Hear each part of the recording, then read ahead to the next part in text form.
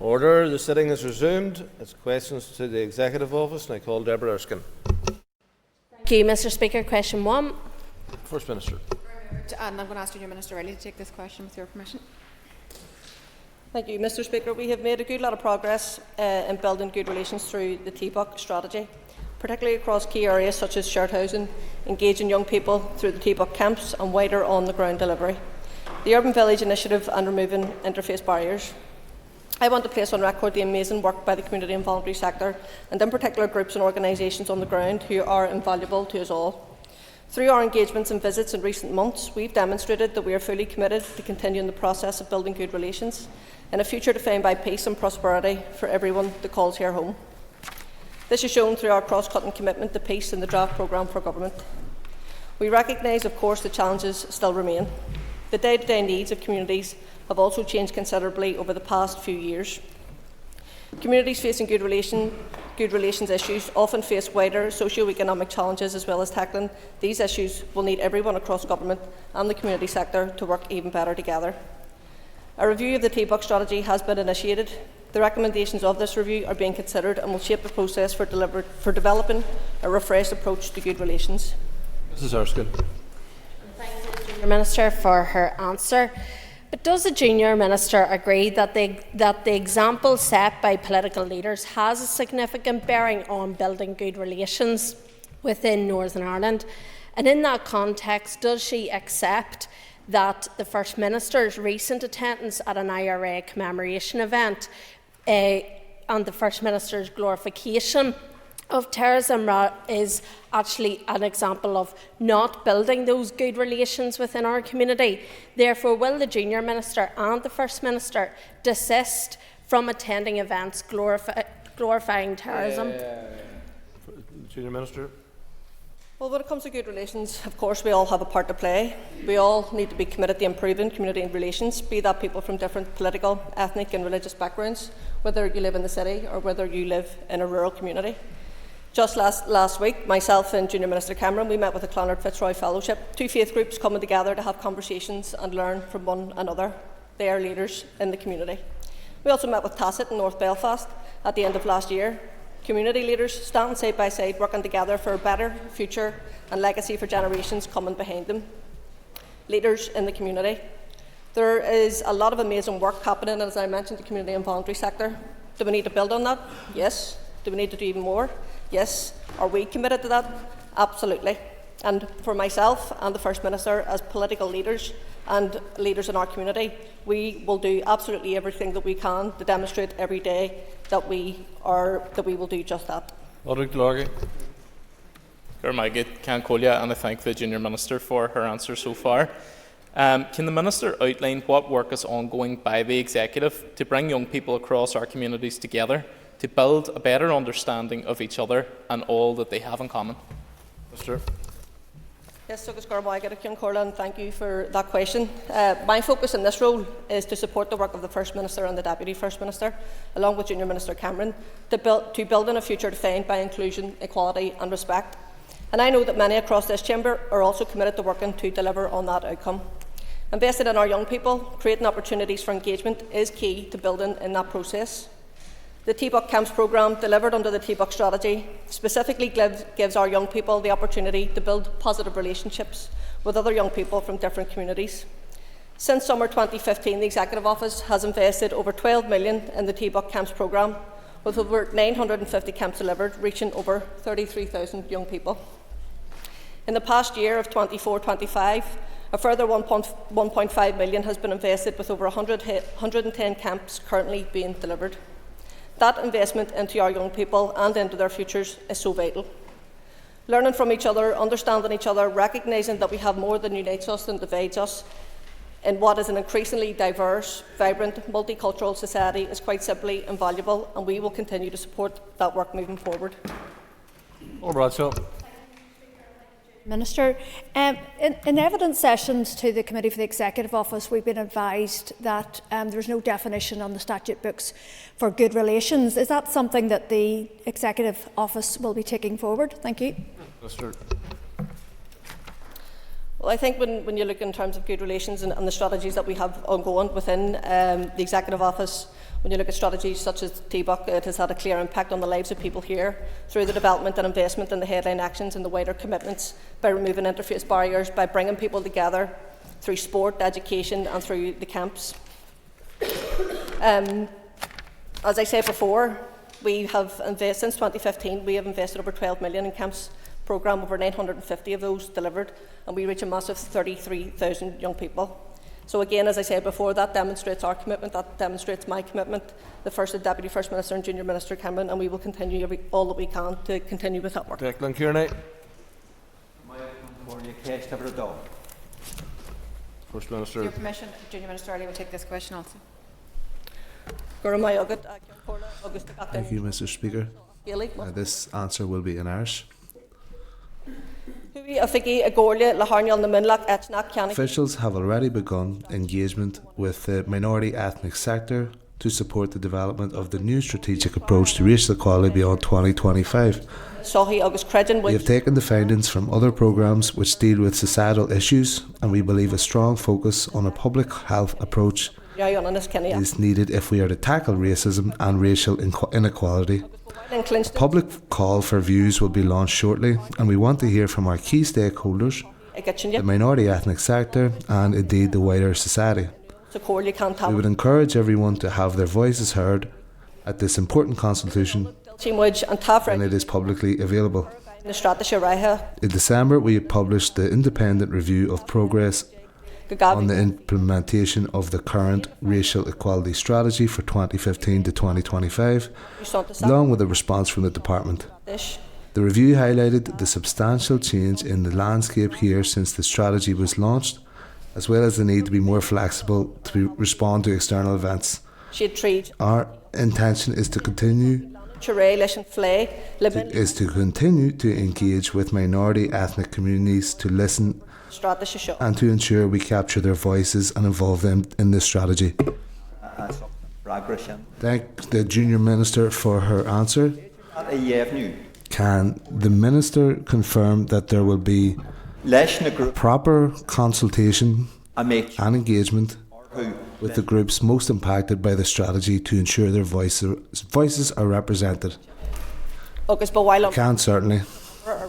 And I want to acknowledge the work that the member undertook in this area during his time in the department. I can assure the member that ministers are committed to ensuring that the new racial equality strategy is fit for purpose and is reflective of the lived experience of people who are at the heart of what it aims to achieve. Under the previous strategy, the racial equality subgroup was established as the voice of a minority ethnic people and migrants at the heart of government, and to support and drive forward racial equality and good race relations. The subgroup remains a key partner in our engagement with minority ethnic communities and has a significant role to play in supporting delivery of current priorities. The subgroup currently represents 28 organisations and works to identify key issues and actions that will improve the well-being of those it represents. All of this information will assist in shaping engagement as we work towards a racial equality strategy for post-2025. Thank you, Junior Minister, for your answers so far. Junior Minister, given that this is a policy and a strategy which extends from 2015 to 2025, why have you failed to not start renewal of this strategy within the 15 to 25 year time frame? Why do you have to wait to the end of the strategy to go out and consult on a new one when you know a new one is coming forward? Minister. Well, the consultation on a racial equality bill began in March 23 and formally closed in June 23. A report on the responses and feedback from the consultation was published in August 24. We aim to bring updated race relation legislation before the Assembly through the legislative programme in the 25-26 session. That report considers over 50 amendments, and it will inform the basis for any legislative change, and it will move us a step closer to providing the best possible legal protection against racism and towards a more equal society. Mark Durkin. Thank you, Mr. Speaker, and I thank the Junior Minister for her answers. Can the Minister give us any legislation after March Well, could you show the Ellen Cholishin Gojirakus Bokora? I don't have that information, but I'm more than happy to provide the member with that in writing. Thank you. 3, please, Mr. Speaker. Minister. As civil aviation even is a reserved matter, DFE officials have explored with the Department for Transport the possibility of extending pre-clearance services to Belfast International Airport. The Department for Transport has committed to entering into exploratory talks with the United States administration on the options for introducing pre-clearance checks on customs and immigration for passengers travelling on direct flights between here and the US. The Deputy First Minister and I are fully supportive of the reintroduction of a transatlantic route to Belfast and implementation of pre-clearance. A direct flight between here and the US would have transformative economic benefits for our economy. It would boost tourism, it will open up new opportunities across the board, including for our universities. So we're fully committed to supporting the Minister of the Economy in any way that we can in taking this forward. Mr. Butler. Thank you, Mr. Speaker. I thank the Minister for the further confirmation of the Executive Office's ambition in this regard. But obviously, with the inauguration today of President Trump at 12 o'clock today, it offers a new dispensation with the American government. We had some great performance from Joe Kennedy as the former Northern Ireland trade envoy. Would the First Minister give a commitment that the Executive Office will work proactively with President Trump to ensure that a special Northern Ireland envoy is in position as soon as possible, not the last 6 months of his mandate as previously, and to seek the delivery of the transatlantic routes and indeed pre-clearance at Belfast International? First Minister. Yeah, as the member has noted, the inauguration is happening as we speak, I believe, and we will obviously continue to work proactively to try to secure pre-clearance. I think it will be an enormous economic booster for us here. So, as we have with previous administrations, regardless of who is at the helm, we will work with those that are responsible for delivering this important economic booster.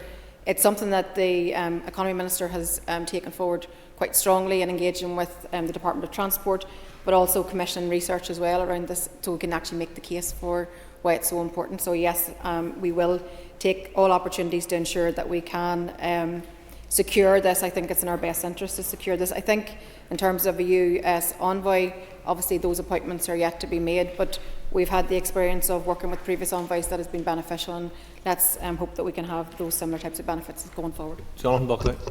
Thank you, Mr. Speaker. And as has been alluded to, today is a big day for our US friends, who today will see the inauguration of President Trump for his historic second term.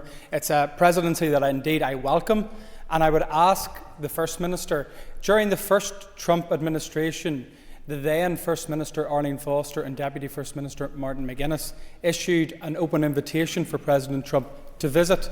Could I ask the First Minister, will that open invitation be extended again by the First and Deputy First Minister to ensure that the people of Northern Ireland and the United Kingdom can get the benefits of this second Trump administration? Minister.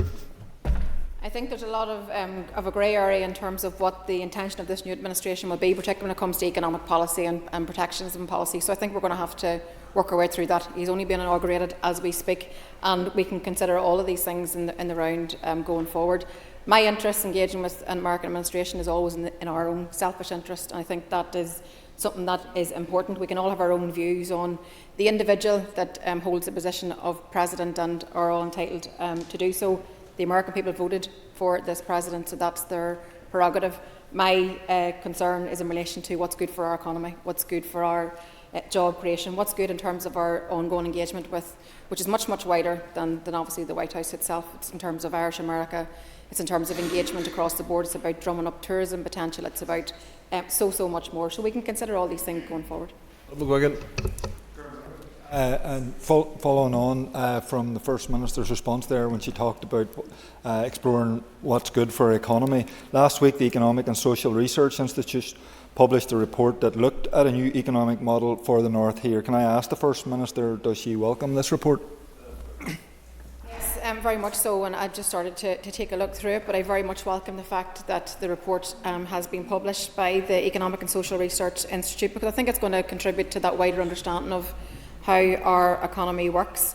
Our executive colleague, Conor Murphy, is working to ensure that our economy serves everybody well, that everybody gets to enjoy in prosperity, and he has set out how that can be done in terms of an economic strategy and plan around using the window framework to grow local exports, attract better quality FDI, taking full advantage of the all-island economy, collaborating very much with our business representatives, trade unions and academia, and also setting out his very clear mission around highly productive, zero-carbon, regionally balanced economy with good jobs. So I think that as we constantly review and prepare and plan for the future, I think reports such as this are very much welcome into what we have in the public domain to actually understand what makes our economy tick and actually how we can look towards growing it into the future for everybody.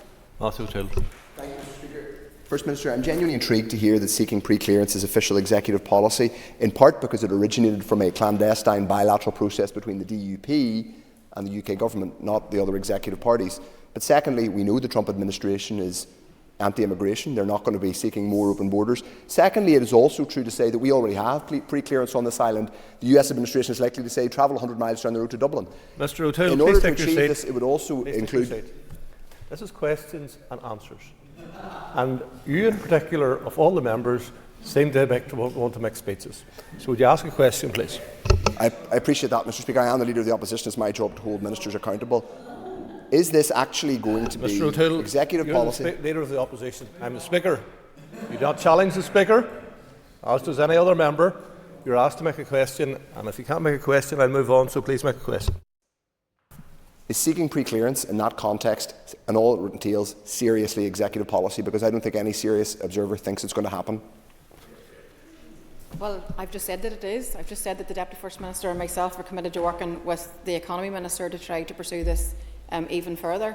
I think that we should take this advantage if we can get it. I mean, it comes down ultimately because the cost of such a infrastructure will come down to the airport itself, so we're going to be engaging with them also. But I think it's very clear what the Economy Minister has set out, that connectivity is so important to our economic growth. So therefore, trying to improve connectivity across our island is always going to be a good thing. So yes, I can't be any more clear than that the Deputy First Minister and myself have said that we are committed to working with the Economy Minister to pursue this further. Dr. Reagan. First Minister for remarks so far.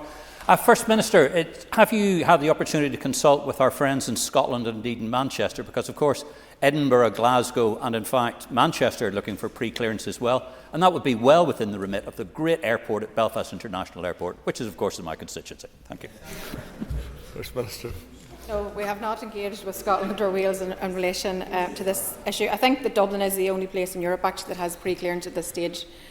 So we will continue to make the case for connectivity. It's written up in the programme for government, the draft programme for government, that connectivity is so important to growing our economy. So we should be pursuing anything that helps us to actually improve that situation. Mr. McNulty's question was withdrawn after the period. I call Connie Egan. Please. With your permission, I'm going to answer questions 5 and 12 together, Mr. Speaker. The Ending Violence Against Women and Girls first delivery plan was published in last September, and it sets out key actions to support collaboration across government and wider society. It focuses on prevention and early intervention over the next 15 months. As part of a wider £3.2 million investment, we launched the Local Change Fund on the 9th of January. A total of £2 million will be shared across 11 councils to enable them to support the End Violence Against Women and Girls action in their local areas. This funding will support community networks and provide opportunities for grassroots organisations to play their part in preventing violence, harm and abuse against women and girls. Work on the Regional Change Fund investment with the community and voluntary sector continues to progress with a view to making an announcement imminently. In partnership with the PSNI and DOJ, the Power to Change public awareness campaign will also be launched soon. The campaign urges or uses the active bystander approach and targets harmful attitudes and behaviours of men and boys. Recently, Junior Minister Riley and Junior Minister Cameron had the opportunity to meet the 6 successful suppliers developing innovative ideas and solutions to tackle the scourge of violence against women and girls. And this was part of 2 small business research initiative challenges. Work is also progressing with partners to advance other elements of the delivery plan, including work with sectoral groups to address key issues such as safer socialising and healthy relationships. Minister, can I ask if there's any mechanisms within your department to ensure that there's coordination between councils when it comes to dispersing the Local Change Fund? Yes, I mean, I think the strategy itself aims to bring that joined-up, coordinated approach, whether that's across our councils or working with the executive and on all departments and their own responsibilities. So the fund itself is consistent across all of the councils, so I think it's important that we are joined up. I think it's important that we support projects that on the ground that are making a real difference. And perhaps there may be differences of approaches in different areas, maybe rural versus urban. There are different factors at play, but I think there's a fair degree of consistency in terms of how it's going to be rolled out across councils. One council has already launched, and a number of others will launch before, all the rest will launch before March. Cheryl Brownlee. Thanks to the First Minister for her answer. Just in relation to the Change Fund, in terms of engagement with councils and TEO, how do you feel that is moving forward? Has those relationships been positive, or are you foreseeing any difficulties in the rollout of the scheme? No, I think there's no issues have been raised or elevated to ourselves for sure. Our officials have engaged across all of the 11 councils regarding the proposals for Strand 1, the local change fund itself, and they said applications have opened in Antrim and Newtonabbey Council on the 6th of January, and then across all the other councils between now and March, with delivery commencing from April 2025. So I think that's really good news. I think the councils are very much willing to play their part, and they're considering proposals to use in-year funding to build momentum for the local change fund, how they're going to raise awareness around the topic of ending violence against women and girls. They're also looking at how they're going to build the capacity of the community and voluntary sector, and who better than our councils that are very close to the grassroots delivery and those projects that are on the ground doing this work every day. So I think that seems to be going well, seems to be a success. But then in parallel to all of that work, we've also got engagement with the community and voluntary sector in relation to Strand 2, which is the regional change fund, and plans are progressing, and I hope that we are going to be able to launch that over the next coming days. Emma Sheeran. Minister, can you outline how exactly this fund is going to work to complement the fantastic work that is happening through the local groups on the ground to try and end violence against women and girls? Yeah, I mean, because the strategy itself was about how we can work collectively to end the scourge which is violence against women and girls, and core to the delivery and the success of these challenge funds that we are launching is about how we can work with those people that are already on the ground, how we can work collaboratively with those people that actually have the expertise and the skills in which to deliver this message, in terms of prevention, really, really strongly. So I can say to you that collaboration has very much been embedded in the strategy from the very outset. The sector were part of the design of the strategy itself. They're part of the oversight structures for its delivery, and I look forward to. Time does move quite quickly. We launched this back in September. We'll be due our first report 6 months in next month. So I just think that we'll be able to, I suppose, have an understanding of how quickly we've advanced the pledges that we made for the first 2 years of the strategy, and I look forward to getting that review. But I'm confident that what we set out from September in terms of the strategy is already coming into play, with the funding being announced for the local change fund, but then also the regional change fund over the next number of days as well. Cara Hunter. First Minister, can you detail the engagement the Executive Office has had with the British Government in regards to online harms causing violence against women and girls here in Northern Ireland? I don't believe that we've had any direct discussions as in our department, but I know that across other departments, for example in the Department of Justice, I'm quite sure there has been some engagement. I know at official level as well we are collaborating, because I think it's important that we pick up what works well elsewhere and take it and learn from it and do it here. So if there's been any direct engagement, I'm very happy to respond to you in writing if I can give you any more than what I've just said just now. Thanks.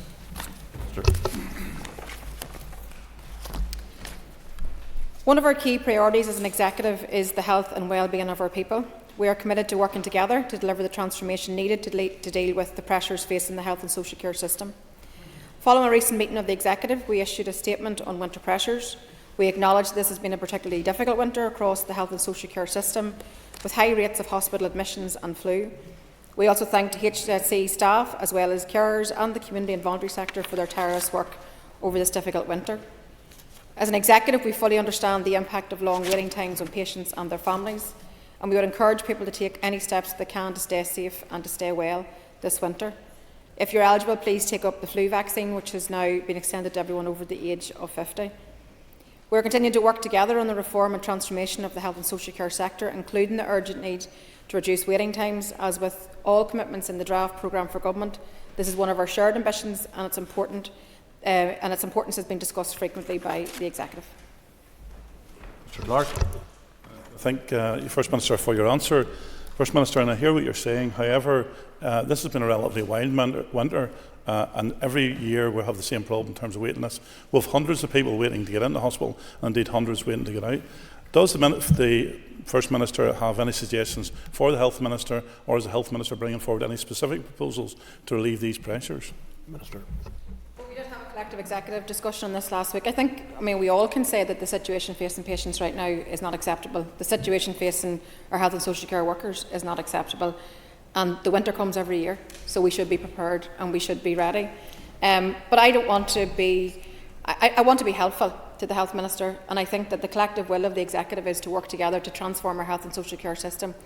But we need to have a plan to work towards. So we've engaged with the Health Minister. We will continue to engage with the Health Minister, because I believe what the public at home want to know is when is the health system going to get better? When are they going to be able to get access to their GP? When are they going to be able to get hospital care if they need it? So I think there's more to be done, but I do believe that the public will be better served by a collective effort in terms of the health system. I mean, we're funding the health system with over half of our budget, yet and all the health outcomes aren't improving. So that has to change. There needs to be a plan to fix that. But I will be constructive, and I'll work with the Health Minister in which to try to get us to the right point. But I know that as an executive we discussed this last week, how we can work with the Health Minister, but we need to see a plan in which that we can all sign up to. Transformation is absolutely where it's at. We need to transform our health and social care system. And there are things that work really well in our system, and there are things that don't. But what we need to see is a plan, I think, that we all collectively can sign up to in terms of fixing our health system. I call Linda Dillon. Thank you, Mr. Speaker, and thank you, Minister, for your answer so far. Minister, just on the point that you've just made around a plan, I think it is necessary for us to see a plan around the winter pressures, but also around the intent to fix the health service as a whole, and a time frame around that plan. So do you think really that is what we need to see now? And I think in terms of ourselves as an Assembly, we've been very clear. We want to support the Health Minister around this. We want to work with him, but we need to see that plan in order to know what it is that we're supporting. Yeah, and look, I think we all know there's no short fixes, but we also know that the ingrained problems that we have across health and social care have been there for a long time. We need to have a transformation plan on paper that people can understand. We need to talk to the public about how we're going to improve their outcomes, their health outcomes. And I think that requires us to have a collective effort, but we need to have a written down plan that we can actually go out and talk to people about. So I know that the immediate focus has to be on stabilising the health system, but core to that really is a plan with measurable targets, and that's very clear. I think there are really fine examples across our health and social care system that work really well. Acute care at home, an absolutely excellent initiative that brings care right to people's homes and avoids them being hospitalised. We need to ramp that up. I think there are a whole lot of things that we can do better in terms of supporting our domiciliary care workers who work in community and keep people home and keep people well. I think we all know the ideas, but I think what we need to see is a written down plan that we all can sign up to. John Blair. Thank you, Mr. Speaker. I'd like to ask if the First Minister and Deputy First Minister could give a commitment to not collapsing the institutions again, given the untold damage that suspension has caused to health transformation and to outcomes as well, as we're seeing right across Northern Ireland in emergency departments currently. Minister. I'm here to do business. I'm here to work with executive colleagues, and I am very glad that as we approach our 1 year anniversary of being in the executive and working together, we have delivered real tangible benefits for the wider public, and I am committed to being here every day. I'm committed to working with others. I'm committed to making politics work, and I wouldn't be here if that wasn't my objective. Colin McGrath. Thank you very much, Mr. Speaker. It is well recognised within the sector and the public that transformation to our health services is the long-term solution to the problems that we have, but the short-term solution requires finance. Will this executive give the finance that the Health Minister requires in order to reduce those waiting lists? And does the First Minister agree that without the finance, that is going to be an impossible task? Minister, you have half a minute. Money matters in terms of us being able to invest in our health service. That's why, I mean, we all collectively on day one, in entering into this executive in February of last year, made it very clear that the funding model that we had wasn't fit for purpose. We have made strides forward in actually changing that. We have actually achieved additional hundreds of millions of funding in addition because of the work that this executive has done. Is it enough? No, because we're dealing from a very poor starting point in that 14 years of austerity has crushed our public services. So we have a lot of work to do. Not everything's going to cost money. Sometimes it's about doing things better and doing things well. But there's no doubt that 52% of our entire budget going on the health service, that will only keep increasing if we don't transform. Let's all work together and make sure we transform our health and social care system. Moving to topical questions, Nicole Matthew O'Toole. Minister, in September last year, you said that Casement Park will be built. When? Minister. Well, I can say to the member that I'm absolutely committed to ensuring that Casement Park is built. It's one of the outstanding projects. It must be done, and I will continue to ensure that we continue to raise this issue until it is completed. I believe in the investment in the West. I don't believe in the West of the city. I believe it will be enormous economic booster, enormous for sport, long overdue, and it must be built. O'Toole. Thank you. First Minister, as with lots of other statements, the public out there see words but not delivery at Stormont 1 year on since restoration. Can you confirm when Casement Park will be delivered, how often it's been raised with the Communities Minister by yourself and your colleague, and when, finally, Minister, are we going to see the 2024 legislation programme delivered in 2025? Minister. Yes, I will continue. My own personal view in Casement is well known and rehearsed in this House over and over. I want the Communities Minister to move to work with the GAA and to have this project completed. I believe that the GAA community deserve nothing less. I want to invest in sport. Sport should be a big uniter, not something that divides us. But in terms of the legislative programme, we'll be bringing a statement to the House. We've asked ministers to update us in terms of their legislative programme for the rest of the mandate, and we hope in the short period ahead to be able to come forward and set that out for the House. In terms of 1 year in, as I said, and a lot of good things have been delivered by this executive, things that we can be very proud of in terms of helping to assist people's lives, make people's lives better, whether that be childcare, whether that be McGee Task Force, whether that be the announcement of the A5, the Cookstown bypass, Enniskillen bypass. The list is quite extensive in terms of what we've achieved in this first year. Have we more to do? Absolutely. Will we get there and make even more strides positively forward? Yes, we will too, because the four parties of the executive are committed to ensuring that that is the case. John Blair. I'd like to ask the First Minister and Deputy First Minister if they could possibly outline the Executive Office communications plan with regard to ensuring that everyone who wishes to come forward to contribute to research into historical clerical abuse of children is given the choice to do so, given the tight timeframes. Yes, it's important that we are obviously going through the research at this moment in time, and then we will obviously have to make decisions based on that information that comes forward. But we want to be inclusive in this process. It's very important that we ensure that all voices that want to be heard are heard. So I'll take that away, and if there are any particular issues in which you're identifying, I would like to hear about it, because this is important that we get this right. This is the third part of institutional abuse, and we need to get this part right. But the research projects are underway. But as I said, if there's particular issues, please let me know. Mr. Blair. Thank the First Minister for that answer. Further to that, evidence to the Executive Office committee last week was clear that there were people, even some still resident in Northern Ireland, who had not been aware of the redress scheme for historic institutional abuse of children. What specific learning has been taken from that to ensure that this is not repeated with regard to the historical clerical abuse? Minister. I don't have the exact detail in front of me, but I can say it's been quite wide-ranging in terms of promotion of the scheme, ensuring that people are alert to it, and that's been done in a whole varied range of ways, whether it be online or publications. I think a lot has been done. I don't think that at this moment in time, I don't believe it's being flagged with us that there are concerns that we haven't reached a large swathe of people, because so many people have actually come forward. But again, in all of these things, we are obviously want to listen, because this is an area where I just want us to get it right. These people have been failed on every turn, and it's important that whenever we're able to do something, that we're actually able to do something that's positive and important to them, and actually does exactly what is right for them. Jill Guy. Thank you, Mr. Speaker. First Minister, I'm sure you will agree that it is a privilege to hold the office of First Minister, but that it was unacceptable that it took 2 years before you could actually take up that role. will the Minister agree that we should take forward work to reform these institutions to ensure that no party can ever deprive the people of Northern Ireland of government again? First Minister. Thank you for that. And as you know, there perhaps isn't a collective view in the executive in terms of in the executive office in terms of reform. I personally have a party view in terms of the Executive Review Committee should do its work.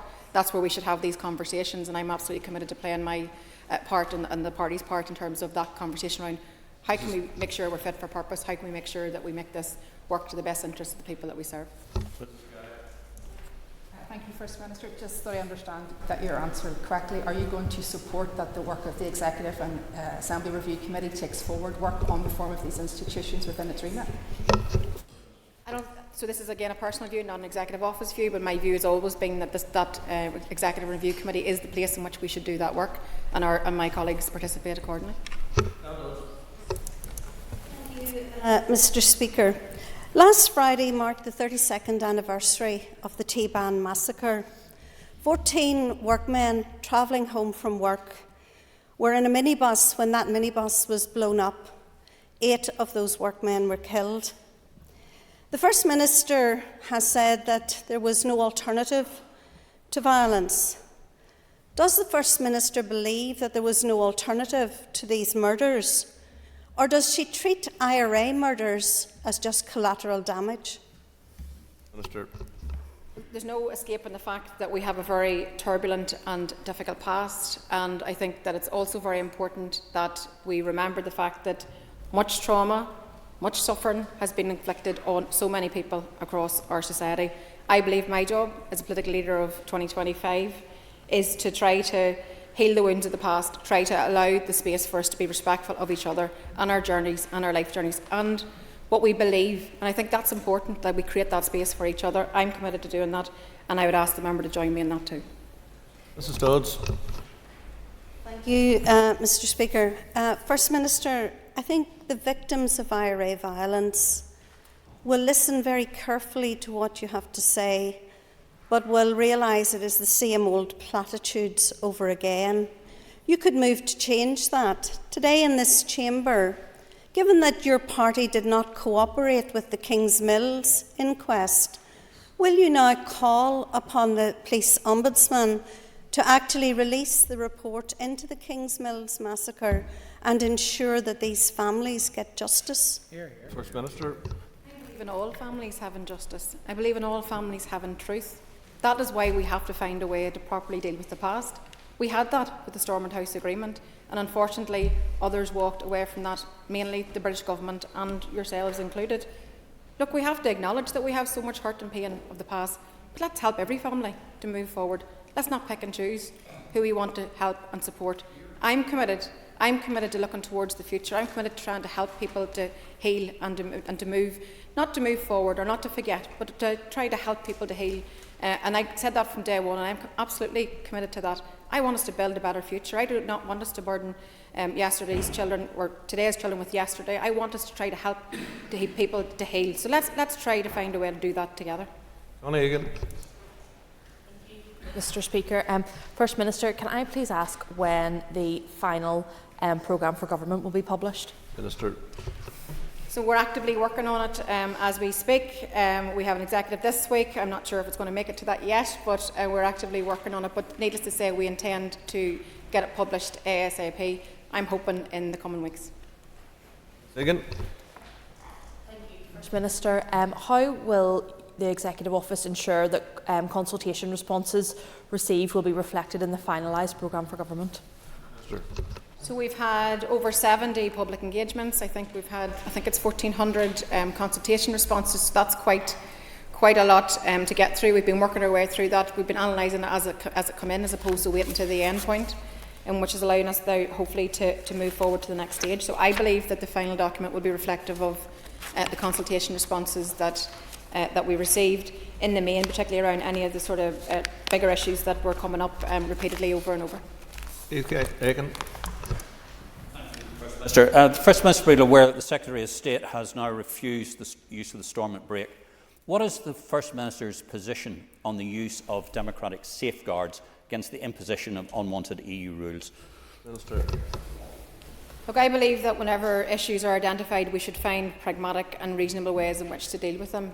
The Secretary of State has made his call in terms of, as he can, in terms of the Stormont break. Now, we just need to find ways to make things work. And where there's pragmatism required, then let's just try to find ways to do that. Let's not have stop-start. Let's create the stability and the certainty that the business community would require around these issues. And where we find issues, let's use the mechanisms that we have in which to raise the issues and try to get resolution. Dr. Reagan.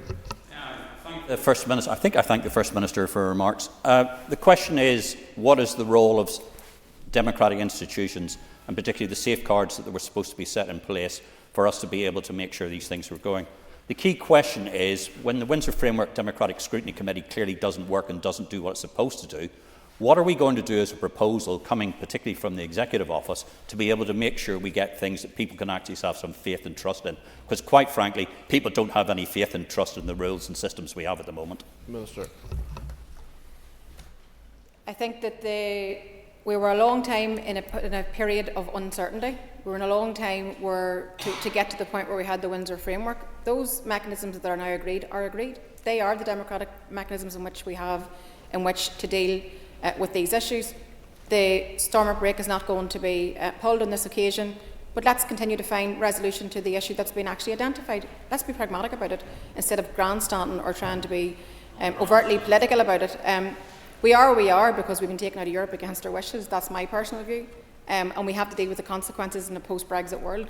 That is, again, what we're dealing with. But that's my personal view. I just want us to create certainty and stability for the business community, and where issues are identified, we should try to find resolution to them. Brian Kingston. Mr. Speaker, and the First Minister's answered some questions on good relations matters today. And would the First Minister agree with me that in pursuance of good relations, of the importance of showing democratic leadership and not promoting the glorification of terrorism? Again, I've made the point that we should be very sensitive to the fact that whenever we're talking about individuals that have been killed throughout the course of the conflict, regardless of how or by who, that it's important that we're respectful that they are an individual with a family, with a mother and a father, with siblings, perhaps children. So I think we should be very sensitive to the fact that everybody has a right to remember their dead and do so in a dignified way.